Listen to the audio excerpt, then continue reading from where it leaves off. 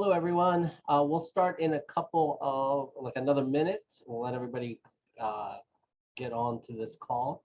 It's great seeing everybody.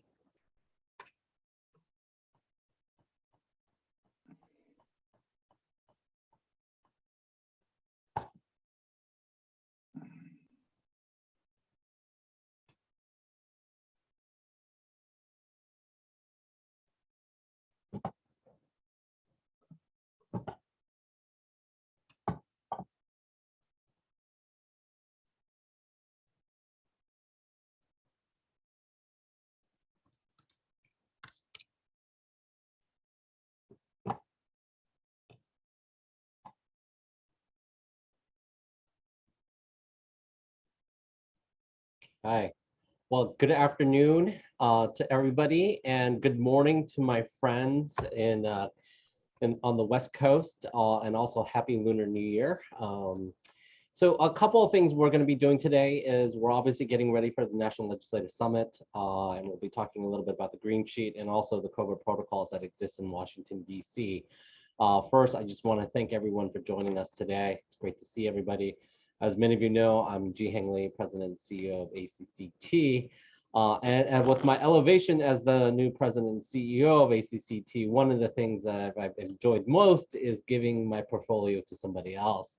And I'm happy to introduce our newest Vice President, Carrie Warwick-Smith, who is our new Vice President for Public Policy. And she will be going through all this. She'll also be on site for our National Legislative Summit. So I am going to turn it over to Carrie to kind of walk through and work with our friends at the AACC and also Andy Lane, who is our association counsel, to talk a little bit about the COVID protocols. Hi, Carrie. Hello, Ji-Heng. Thank you so much for that introduction, and welcome to everyone on the call today. I am thrilled to be joining ACCT as the new Vice President for Public Policy, and looking forward to meeting all of you next week at the NLS and talking about what we're going to be covering there next week. So today we'll start with a quick welcome. Ji-Heng kicked us off there. And I want to say welcome to my ACCT and AACC colleagues who will be co-presenting with me today. I'm going to do a quick rundown of the agenda, and then we'll get started. So the bulk of our conversation today will be reviewing the 2022 joint legislative priorities that will really be the focus of the conversation at NLS next week and of your meetings on Capitol Hill. So we'll start with a conversation about the Build Back Better Act and how that can support community colleges and their students. We're also going to look at support for dreamers in our communities, discuss the authorization of a community college-led job training program, discuss the investments in higher education and workforce development, talk about the long overdue reauthorization of the Higher Education Act, and how higher education tax benefits can be strengthened. And then, as Ji-Heng mentioned, we're also going to cover the COVID protocols that are currently being used here in Washington, D.C. And we'll close out with some tips for Hill meetings and then go into a question and answer session. So first, just kind of a quick overview of the Build Back Better Act. For those of you who've been following along, you may recall that this is the Congressional Democrats' budget reconciliation proposal. Budget reconciliation is a process that Congress can use to pass their budget priorities to adjust spending either up or down. And one reason that both parties like to use it when they have control of the White House, as well as both chambers of Congress, is that they only need a simple majority in the Senate in order to pass that legislation. So the House Democrats passed their version of the Build Back Better Act last year. Unfortunately, for those who support the bill, the votes have not yet been secured in the Senate. And the most recent versions of the discussions really fell apart at the end of 2021. However, Democrats have continued to say that they plan to revisit and reform the Build Back Better Act and continue to work on that legislation through this year. So just a quick overview of the proposals that are priorities for community colleges in that bill. 4 bullet points here: increasing the maximum award for Pell Grants, making Pell Grants tax-free. So those are for the non-tuition related expenses that students can use Pell Grants for.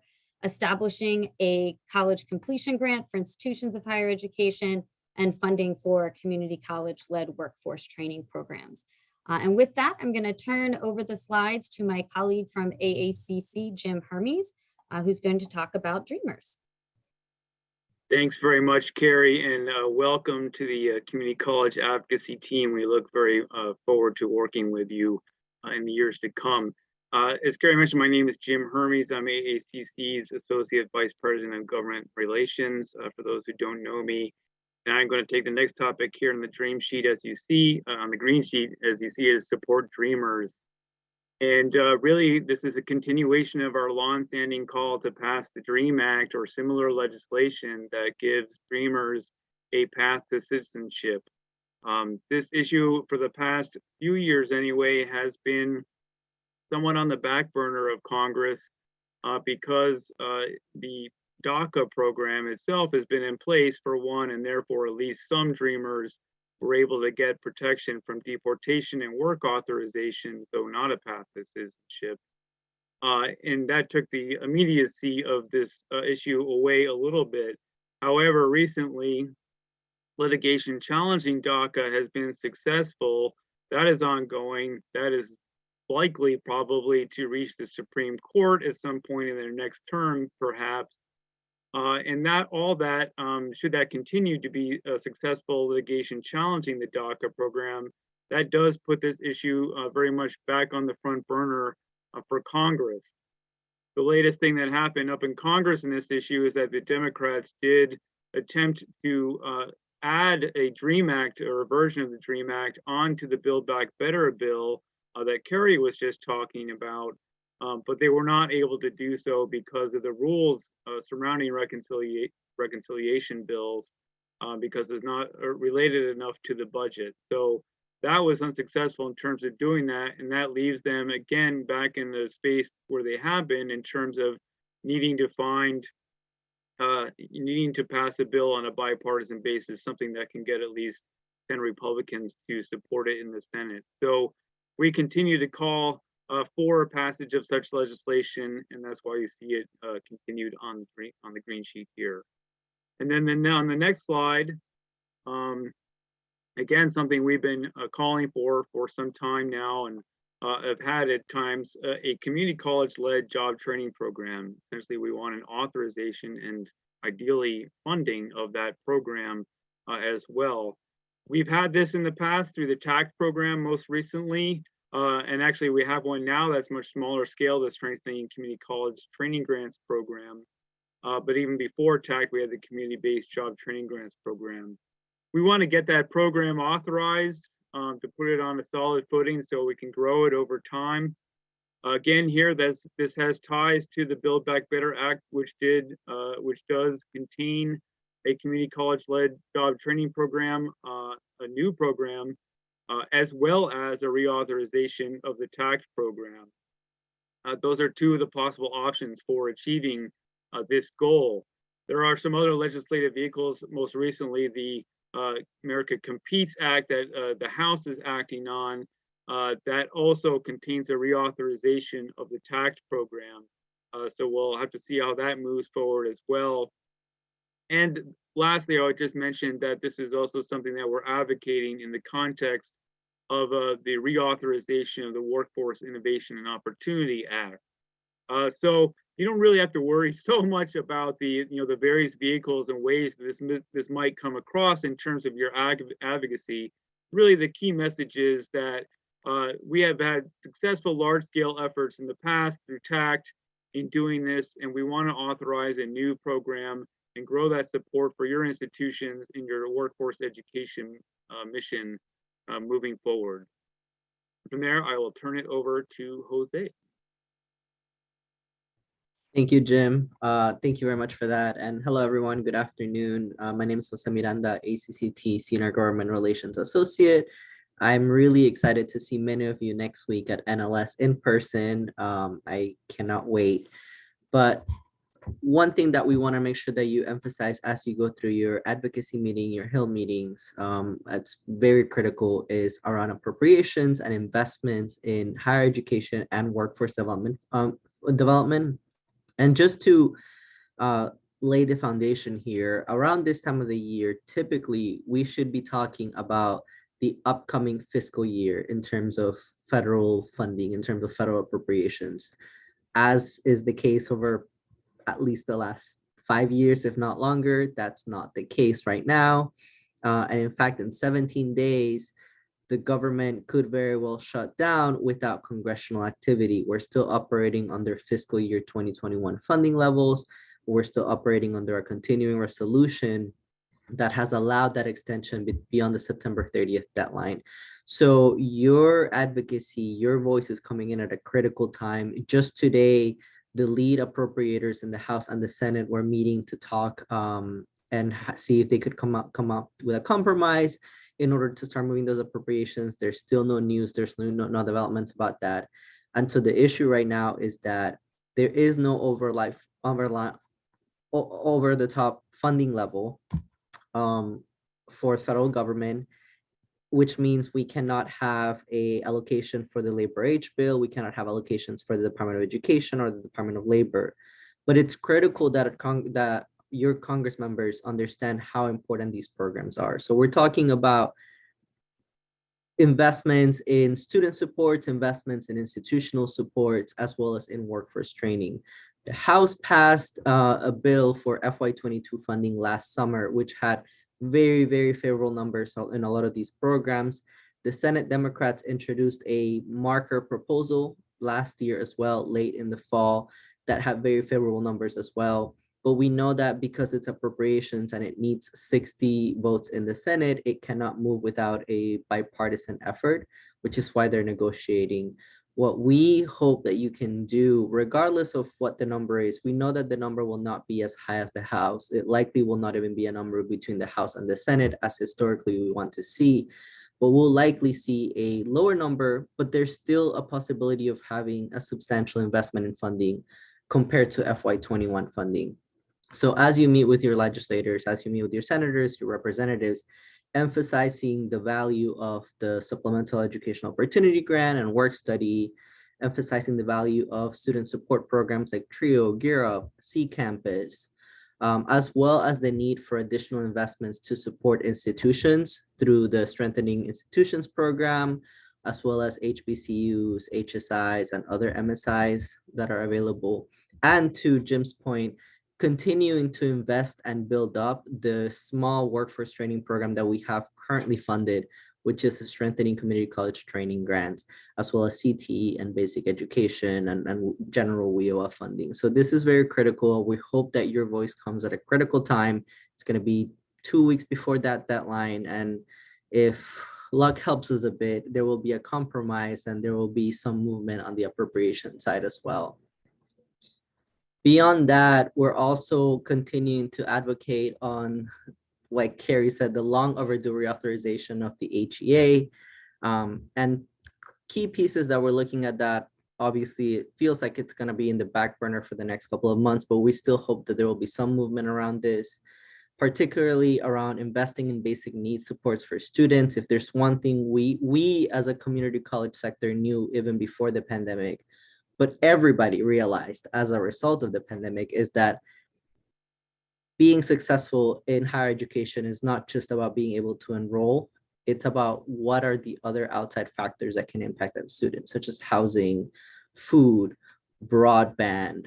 And so continuing to support basic needs is going to be critical. We hope that whatever reauthorization vehicle moves on HEA, it will include a lot of these components and modernize those supports for what is needed in 2022. Beyond that, and just to provide an example of that, the Basic Act is one of those proposals that we would hope to see in the HEA authorization. It's a grant that would allow community colleges to provide some resources and assistance to students around these basic needs. Beyond that, though, we're looking at C Campus for many of our student parents who are lacking childcare. We're looking at SNAP food assistance and SNAP employment and training, figuring out a way to strengthen and streamline the way that our students can tap and access these other federal resources that are currently in the books, in addition to strengthening them. I'll stop right there and turn it over to my colleague David now to continue going over some of the other pieces that we're looking at in the HER authorization. Thanks, Jose. Good afternoon, everyone. I'm David Boehm, Senior Vice President for Government Relations at AACC, and just want to thank the many of you who are going to be with us in Washington next week and helping us pursue our advocacy goals. And want to welcome Carrie to the Community College Washington D.C. lobbying team. We're really looking forward to having her with us. I'm going to continue on talking about some of the items that are included in the Higher Education Act reauthorization. These items, I should note, might fit into other bills and be moved forward through other vehicles. So they're not necessarily always going to be higher education reauthorization items, although we're going to group them for the purposes of this afternoon under that rubric. And let me say, just to echo what both Jose and Carrie said, the bill is way, way overdue. Many of you who will be with us are familiar with our having talked about the reauthorization in years past. We thought we had a pretty good chance of getting the renewal, the extension of all these Higher Education Act programs achieved in the last Congress when Republicans controlled the Senate and Democrats controlled the House. And we thought there might be some middle ground that could be found there. That wasn't the case. And as Jose just alluded to, we're not sure in the near term whether or not there's going to be a broad-based higher ed bill enacted. But again, all the items that I'm about to talk about are critical to our students and our campuses, and whatever vehicle they're in make a big difference. The first thing is what we call here the federal-state partnership to enhance community college affordability enrollment. But that's really another set of terms for the America's College Promise program. You're all aware of our very strong support, long-going historic support for making community college free through a federal-state partnership beyond all the state and local programs that have spread across the country over the last almost 10 years now in very fast measure. We still believe that the federal government itself has a very important role to play in providing incentives for states to make community college free for all the students, community college students in their state. That wasn't done in the Build Back Better Act, which, as you all know, was not enacted anyway.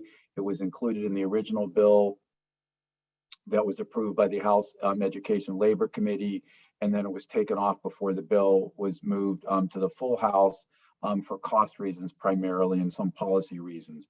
But we still believe that America's College Promise and this federal state partnership is the right thing to do for our students and for the country as a whole. So that's a very high level agenda for us. Another bill that we've talked about for some time now that we're still working on, it's near and dear to people in our field and to us as advocates because we've had to push for it and press for it, and we haven't gotten it to the finish line yet. And it's not just as well a reauthorization issue necessarily. There might be other vehicles that we could move this in and that we're trying to move it forward in. But the basic idea is that we believe that shorter term programs, which we continue to hear from our campuses, play a critical role in preparing people for jobs that are available today, that those programs should be eligible for Title IV student aid. And as the second bullet on the slide lays out, we are talking about programs that meet the minimum standards here, but are less, however, than 600 clock hours or 12 weeks of instruction, which is the current, 16 weeks of instruction, which is the current standards that apply to Title IV eligibility. So basically, we're trying to bring in a lot of students who don't qualify for aid right now because their programs are less than 2/3 of a year. And you all, I think, are in a very strong position to talk to your legislators about the value of helping students finance these programs, because we also continue to hear from members that cost is an issue for students being able to complete these programs. And then finally, probably the most important issue year in and year out is the basic funding for the Pell Grant program. And Jose talked a minute ago about the appropriations process and about some of the things that we're pursuing in that. We are in a position, we think, to get a significant increase in the Pell Grant, not through the Build Back Better Act, which included a significant hike for 4 years, but rather just through the regular fiscal year 2022 appropriations process. So that's one route to getting needy students greater support through the Pell program. But another route is to use the Higher Education Act as the vehicle to infuse funding into the Pell Grant program.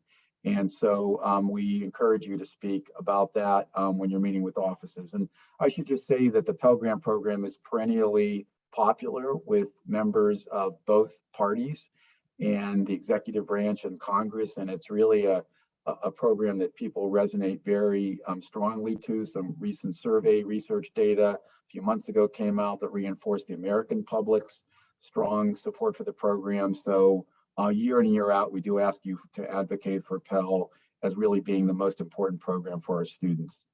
And let me move on to tax issues, and then we'll turn things over to Andy. So the next set of items I wanted to address briefly are tax items, and a couple of the items on this slide here, the first two, were included in the Build Back Better Act as passed by the House of Representatives. And so we were very disappointed for many other reasons as well that the Build Back Better Act, at least so far, hasn't been passed by Congress. But we are asking for the Pell Grant program to be made non-taxable totally.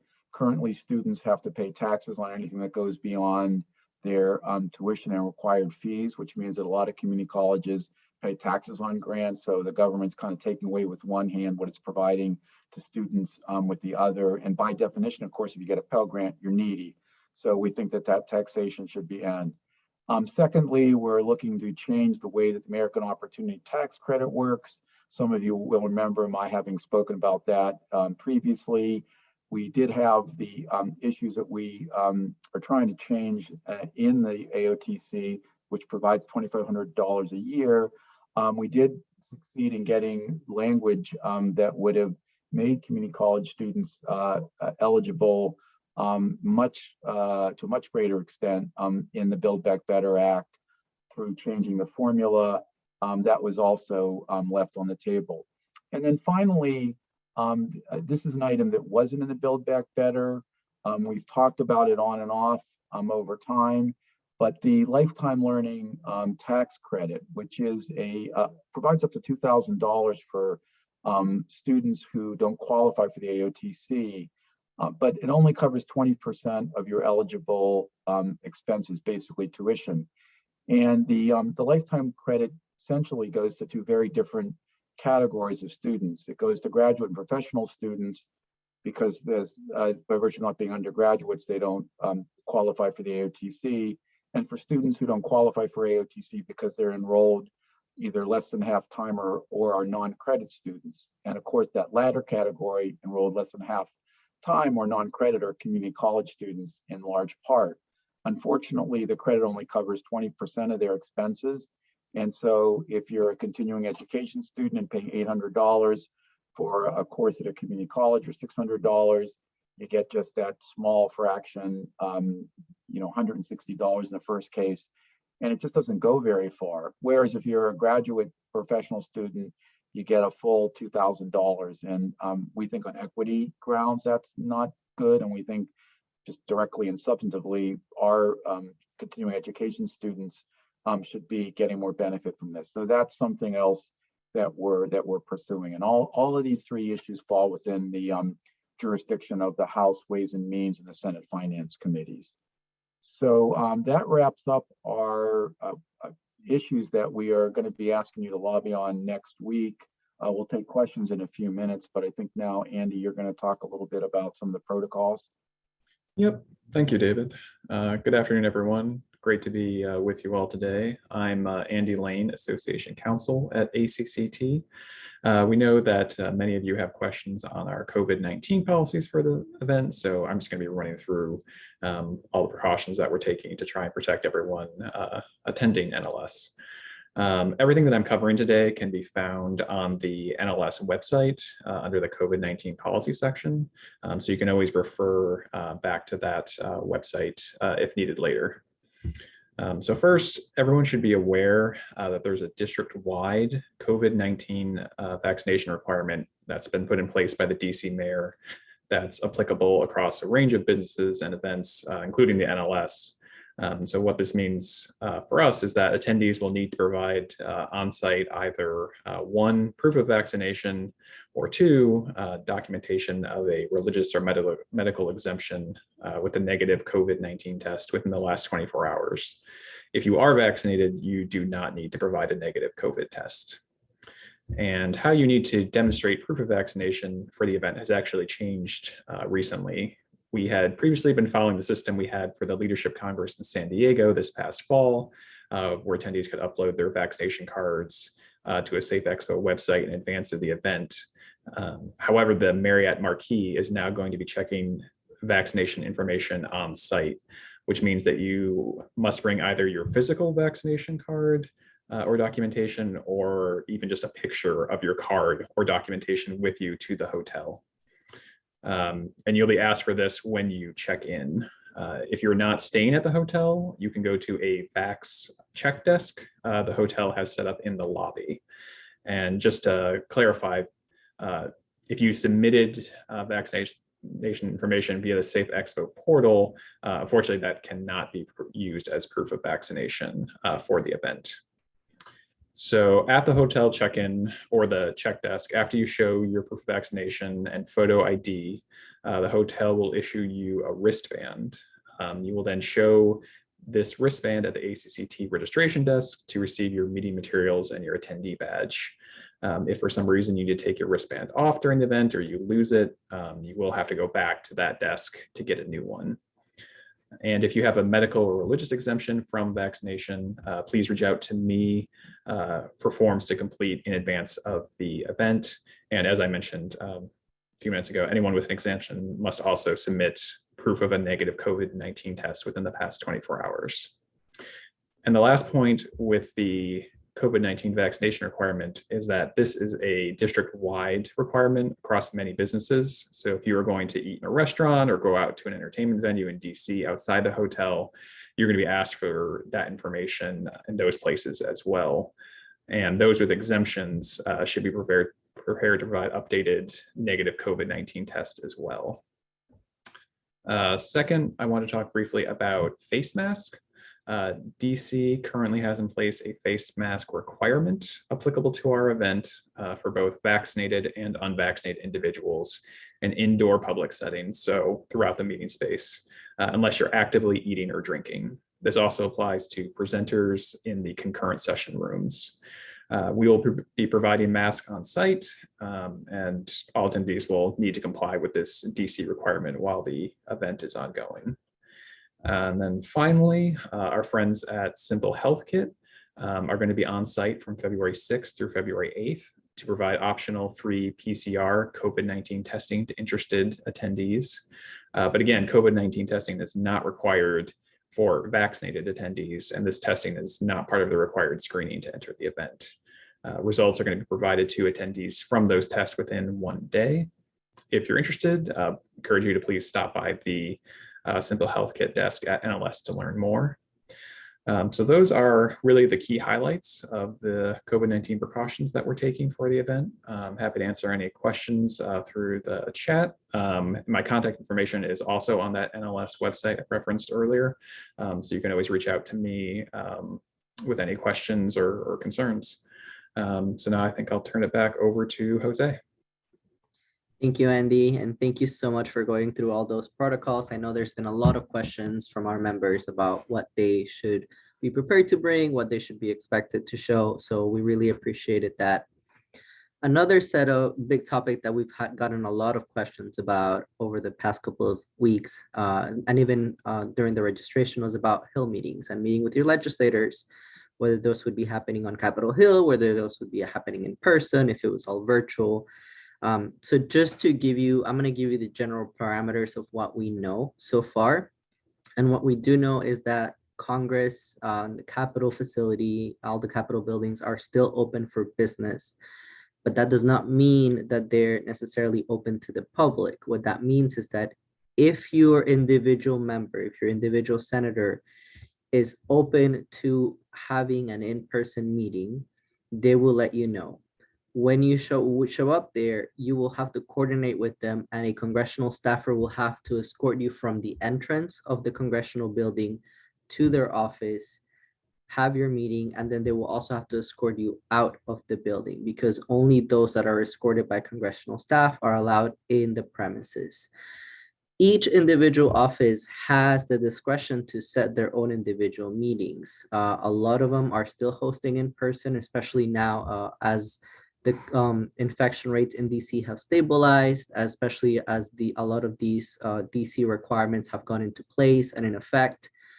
They may be open to hosting meetings in person. I know there was a period of time early in this month when Omicron was spiking through, that even offices that had in-person meetings scheduled had switched to virtual.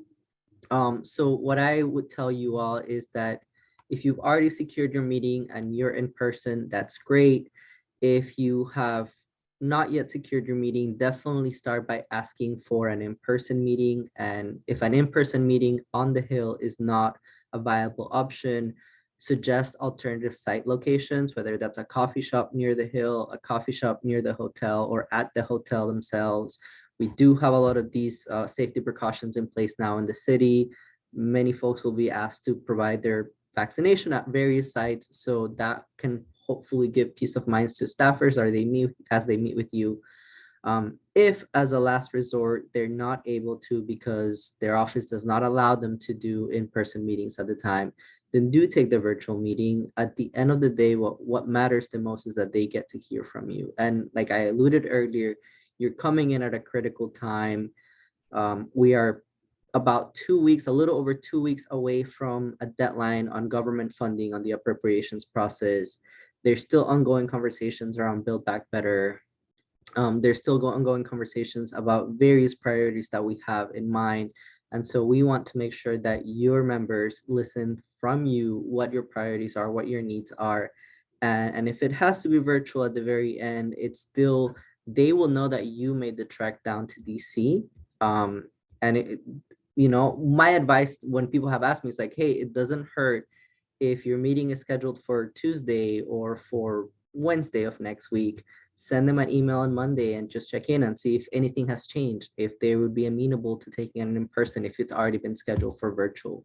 So those are just some points that we wanted to make sure. We do want to make sure that and emphasize that you still take those meetings with your legislators or with their staffers, and that they still get to hear from you, because this is the time when they need to be reminded of all of our priorities. With that, I will turn it over to Carrie for Q&A and closing.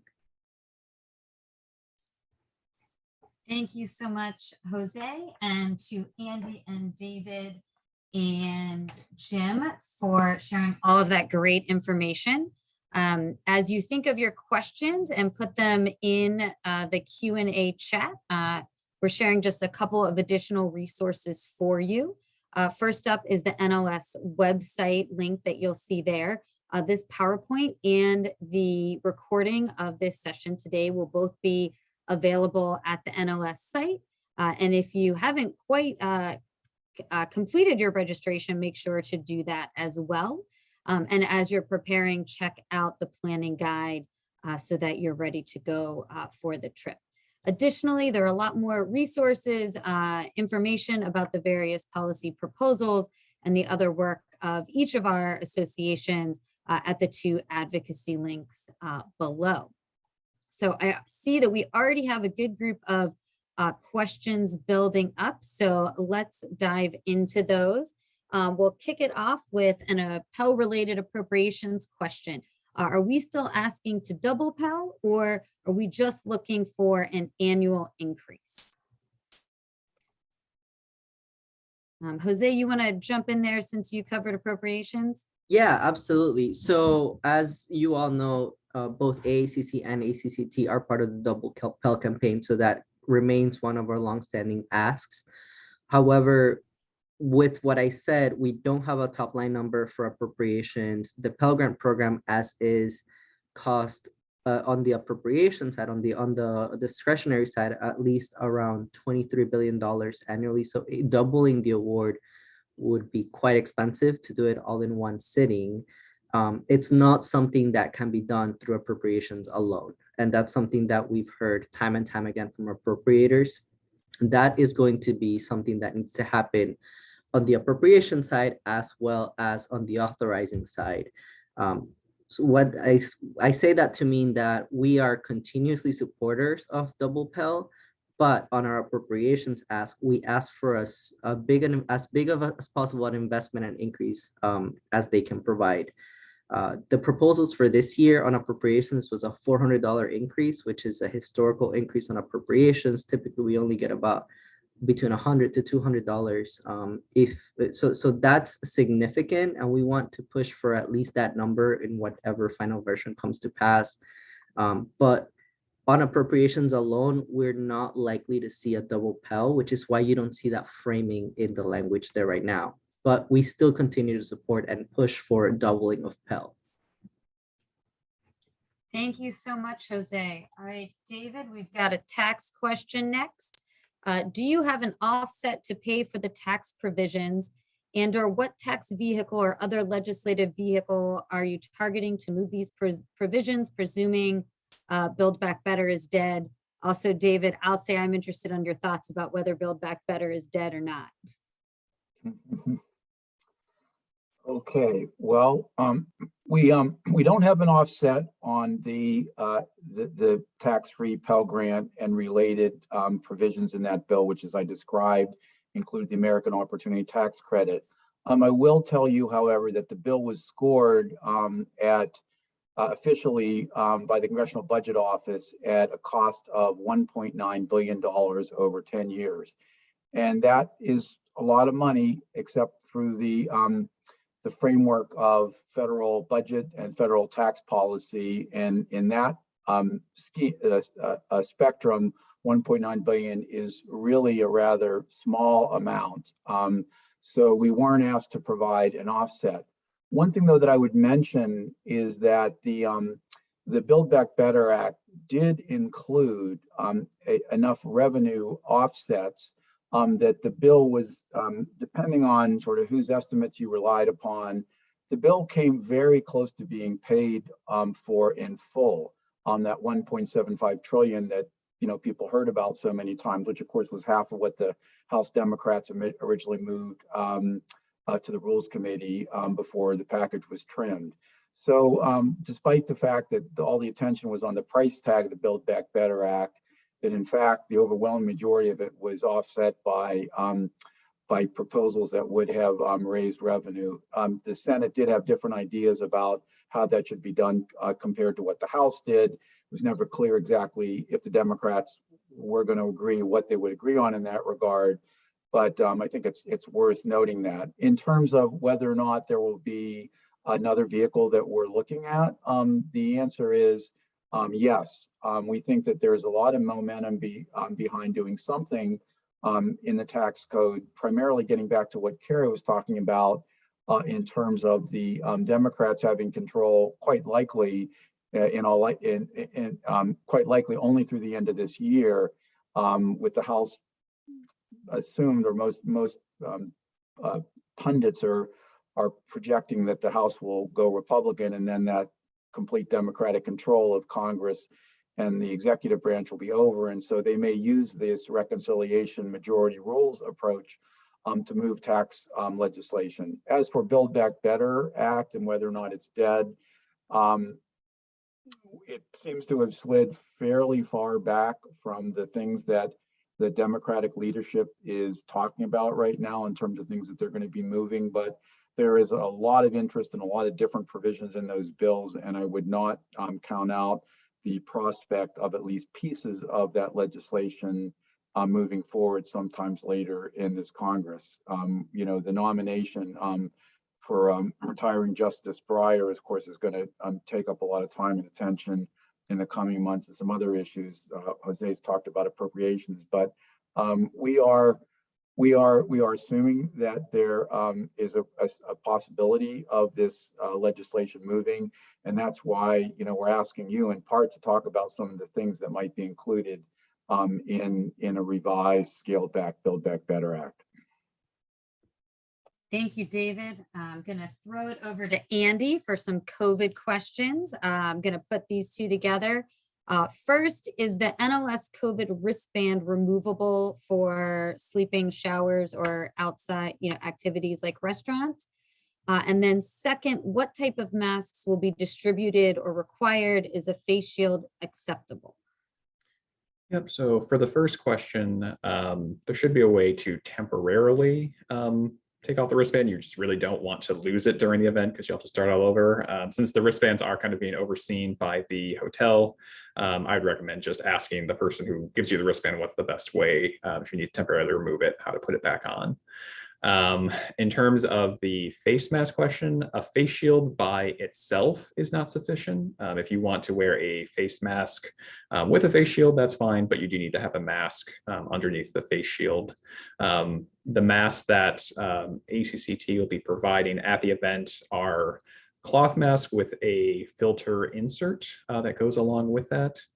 And the minimum requirement for DC is 2 to 3 layers of tightly woven fabric is how they describe it.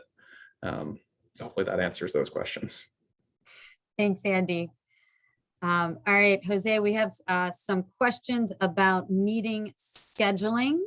One attendee says, this is my first time to attend as a recent elected trustee. How do I partner to attend these congressional meetings, and who has scheduled them to ask? And there's a related question of, can 2 reps from one college meet together, or do we have to schedule individual meetings? Those are great questions. Thank you, Carrie. I'll start with the second one because it's the easiest one. 2 representatives from the same institution can meet together. And in fact, I highly encourage you to do so. Congressional offices and their staffers are oftentimes very stretched thin with their time. It's not likely that 2 individuals can secure 2 separate meetings for the same college.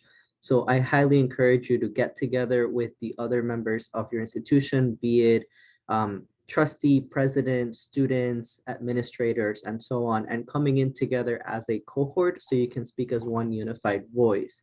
That leads me into the first question directly, which is your first point of contact as to how you schedule these meetings and how do you go about it is reaching out to your college as a trustee. Reach out to your president, connect with their staff to first ask if they've already secured a meeting. If they're coming to NLS, odds are they probably already have it scheduled. And so it would behoove you to join them and work together so that you have a unified message. Beyond that, beyond the institution, oftentimes state associations will take care of scheduling and coordinating meetings with their state delegation. So that's another point I would ask you to reach out to. And last and certainly not least, if all of those options are exhausted and you're still not sure where you're at, please email us and we're happy to either help you by providing you contact information to your respective Congress member or walking you through the process. My personal email is jmiranda@acct.org, but you can also reach out to us at publicpolicy@acct.org. I hope that helps. Thank you, Jose. All right, I have a Build Back Better question. I'll get it started and then we'll throw it to the team. I'm interested to hear several thoughts on this. So what are the chances that community college priorities now in Build Back Better will be included in the separate, quote, chunks that are now being contemplated for introduction? Should we advocate for that? So I would just start by saying that I haven't seen a whole lot of details about how those pieces would be broken up. So I don't know that We have a lot of information on that yet, and I'm interested if any of my colleagues who have been following along while I did my transition here to ACCT might have some more information on that front, but I haven't seen a lot of details yet. But I think in terms of advocating, we always want to advocate for our top priorities because, when they sit down to say, which pieces stay in, we want to be top of mind. And so it never hurts to remind them why those pieces are important to your institution. And so with that, I'll turn it over. It looks like David might want to jump in next to share some more on that front. Well, I mean, that is a $64,000 question now. One thing I would say is that we have reached out on the TAC program, which was scaled back from what it was originally proposed, but was a $1.2 billion program, as was cleared by the House at sort of TAC 2.0 or a second iteration of that. I mean, that's a program where the authorization for that is in legislation that's now pending in the House, the Competes Act, and where, at least in the House side, we've gotten some indication that there is, every interest in using whatever vehicle might be available, particularly Build Back Better, Redux, that to get that included. The other thing, getting back to the tax item that I mentioned, is that we certainly reached out to the staff that we work with on the committees on that, just to tell them how disappointed we were that the bill wasn't going to be moving further when it stalled out in December, and that we were very interested in any succeeding legislation to include it. So that's what we know at this point. And then one maybe other thing to say, and we don't have any concrete information along these lines. And as Jose said, we very much focused on the appropriations process as a means for increasing the Pell Grant maximum this year. But again, the Pell Grant program remains very popular in the eyes of politicians. There was a significant increase for it in Build Back Better. And, we'd like to think that there's a possibility that some additional funding would be put into that program through, a resuscitated Build Back Better. As Jose said, we're not going to get to the doubling target and goal that we've established just through the regular appropriations process. So, and I think finally to say that, I don't think anybody, up there really knows at this point how all this is going to develop in the coming, weeks and months. But I think, as you just said, Carrie, it's really important for people to talk about these priorities irrespective of what the vehicle might be, because there are things that we are going to be, pressing for, regardless of, politically exactly what's going on or what legislative vehicles are at the moment being considered.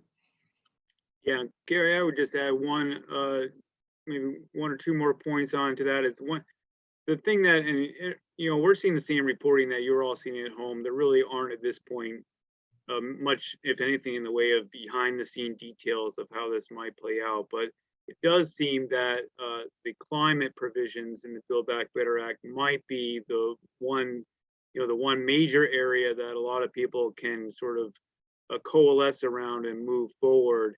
And one of the things we do have working in our favor in terms of our particular priorities is they're not necessarily big enough to have kind of risen to the level of something that people have opposed or unfortunately also haven't made their top priority either. So that works kind of against us and for us, but for us it works in the sense that moving forward, we're not in a situation in terms of our chunks, as the question put it, that anyone has really expressed direct opposition to doing those things in terms of workforce education, the Pell Grant, and so forth.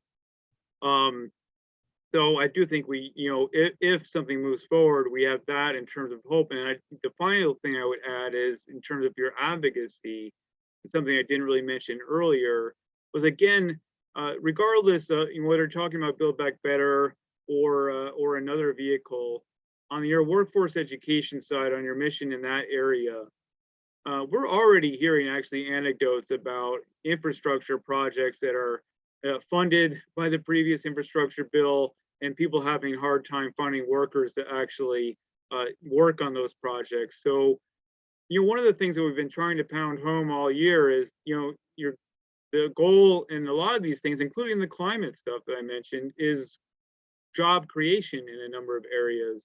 But that gets tough to do to fill those jobs without the proper job training that people need to do so. So I think that's something that you want to continue to make a point of during your meetings on the Hill. Thank you, David and Jim. All right, we'll do one more broad question for the group and then close out with a couple logistical items that have come in just to make sure everyone has that information. Are there elements of our agenda that other higher ed sectors support? Are there others that other sectors oppose? I can get us started with that. Yeah, Chris. go for it. So a lot of the items in our funding priorities in particularly are supported by the general higher education. Increasing Pell Grants, doubling Pell Grants is something that's across the board. Additional student support, whether it's SEOG or federal work study, these are widely supported across several sectors of higher education. Institutional aid, it's not just us, but it's also the various organizations that represent MSIs, HBCUs, HSIs, TCCUs. So there is across the board support for a lot of these programs. There are a couple of programs that are community college specific, which I wouldn't say are opposed, but we are the only ones that are speaking on their behalf, such as the community college workforce-led training program or the College Promise program, state federal partnership, because we are its primary beneficiaries. We're the ones that are primarily supporting it. Though I will say on the workforce training program, there may not be other sectors of higher education who are supporting it, but there are other sectors across the board and other coalitions that do support these efforts as well. I guess I'll jump in and just say that, certainly reiterating what Jose just said about the broad-based effort to try to double the Pell Grant maximum across higher education and even, beyond that, to various, organizations outside of, higher education per se. We have run into some conflict with four-year institutions over the America's College Promise. Fingerprints were not always as evident as behavior seemed to suggest that they might have been, or that there weren't some fingers involved anyway. But and I'm talking about organizations at the national level, but we're well aware of efforts made by representatives of four-year college to oppose the America's College Promise program, which we thought was, not only did it make us mad, because though it did make us mad, but we thought that it was maybe in some ways four-year colleges shooting themselves in the foot, given the fact that we believed and believe that America's College Promise would actually bring more people into higher education, hopefully many of whom would ultimately enroll in four-year institutions. And then the other thing that I mentioned in the Higher Education Act is the issue about the short-term Pell Grant. And the four-year institutions have opposed that creation, that eligibility. I won't take time, as we're kind of running down here, to go into that, but suffice it to say that they are not supportive, that they've taken positions in opposition, and that it's made what has turned out to be a pretty difficult advocacy effort even more difficult by virtue of our colleagues, as it were, in the other sectors opposing it. And then finally, just maybe on a positive note, most of the other programs that Jose mentioned on our appropriations agenda are things that other organizations support, and some of them are able to focus on them more specifically than we are. Programs like TRIO and Gear Up, very aggressive lobbies behind them. Historically Black colleges, universities, Hispanic serving institutions, we care deeply about those programs, but we're not able to lobby quite as intensively simply because the rate of programs that on whose behalf we advocate as some other organizations are. So we're really quite happy that they're able to do that, because our students benefit from those. Those are just a few things that come to mind. One final thing I'll say is that we haven't seen the same kind of opposition the promise on or short-term Pell, and Jose just talked about this, to the community college job training program. That's kind of a separate program. Doesn't seem to threaten in any way the four-year institution. So they've been basically just silent on that. Thank you both. We were not able to get to quite all of the questions. I'm going to try to squeeze a couple more in, but if I do not get to your question, please follow up with any of us, and I will put my brand new email address in the chat. I'd love to hear from many of you. But to close this out, Andy, we did have one quick question on reminder on how to do proof of vaccination if you're not staying at the Marriott. Yep. So if you're not staying at the Marriott, once you come to the hotel and enter the lobby, there will be a desk with a sign that says Vax Check Desk. If you go to that desk and present your vaccination information, they'll give you that wristband that you need, and then you can go to the main event registration to get all of your materials. So there'll just be a desk in the lobby for those who are not staying at the hotel. Excellent. Thank you so much. I think we'll squeeze one more in. Are there any specific programs for rural community colleges? Just to clarify, I'm not sure if they meant at the federal level or at NLS, but I'll answer on the NLS side. We do have a couple of things lined up for rural community colleges. We'll have a rural community colleges reception Tuesday afternoon, and then Wednesday after our general morning, our Wednesday morning breakfast, we will have a rural community college day programming that will span from, if I'm not mistaken, 10 a.m. to 2 p.m. And there will be a couple of general sessions, a couple of breakout sessions. We'll have key speakers from the administration and various agencies. I'm sure Andy could probably talk a little bit more about this than I could, but we will have programming specific to rural colleges during NLS. I think that's a good summary, Jose.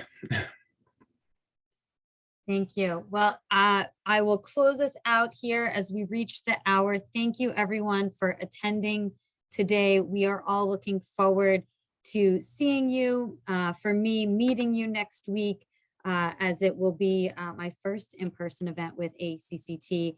And I know that both teams have been working hard to put on really fantastic programming next week, and we hope you feel prepared for your meetings on Capitol Hill. But if you have any questions that we didn't get to today or that occurred to you afterwards, please send them our way. And that reminds me, I promised you to chat you my email. So I'm going to do that right now. It is cwsmith@acct.org. You can also reach any of us here to ask any last minute needs. Thank you again for attending, and we will see you soon. Have a good day.